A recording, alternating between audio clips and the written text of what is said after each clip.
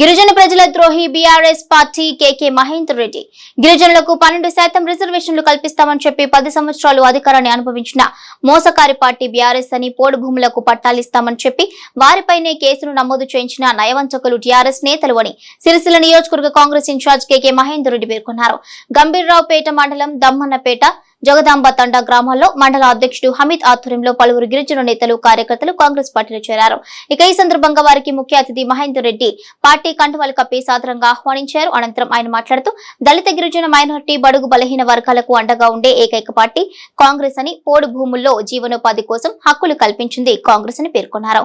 ఇక భవిష్యత్తులో ముఖ్యమంత్రి రేవంత్ రెడ్డి ఆధ్వర్యంలో గిరిజనుల సంక్షేమం కోసం అన్ని రకాల పథకాలను అమలు చేస్తామని చెప్పారు. ఈ కార్యక్రమంలో బలరాం రెడ్డి, విఠల్, భాస్కర్ నాయక్ తదితరులున్నారు.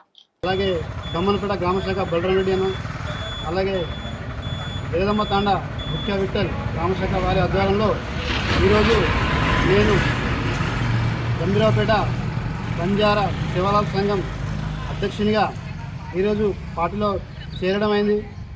ఇంకా జిల్లాలో వారి కూడా మన బంజారాలకు చెప్పేది ఏంటంటే ప్రతి జిల్లాలో ఒక బంజారా భవన్ను మరియు మండలాలు కూడా గిరిజనులకు శివలాల్ జయంతి జరుపుకోవడానికి ఒక భవనాలను కూడా ప్రభుత్వాన్ని నేను కోరేది ఏంటంటే కట్టాలని మహేందర్ అన్న ఆధ్వర్యంలో కోరుతా ఉన్నాను. జై కాంగ్రెస్.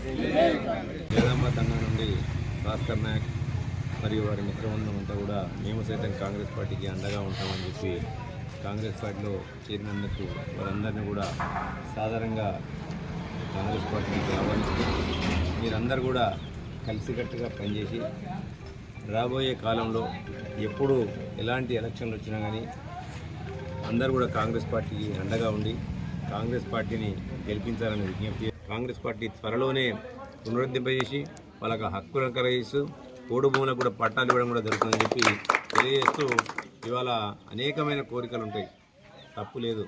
కానీ బీఆర్ఎస్ పార్టీ చేసిన పుణ్యమా అని చెప్పి, ఆ ప్రభుత్వం చేసిన పుణ్యమా అని చెప్పి వాళ్ళ ప్రభుత్వ ఖజానా అంతా కూడా ఖాళీగా ఉంచిండ్రు. కాబట్టి అడగడంలో తప్పులేదు. తమ్ముడు సోదరుడు అనేకమైన డిమాండ్లు పెట్టిండు. ఆ డిమాండ్లను కూడా పరిష్కరించడానికి టైం పడుతుంది, కానీ తప్పకుండా పరిష్కరిస్తాం.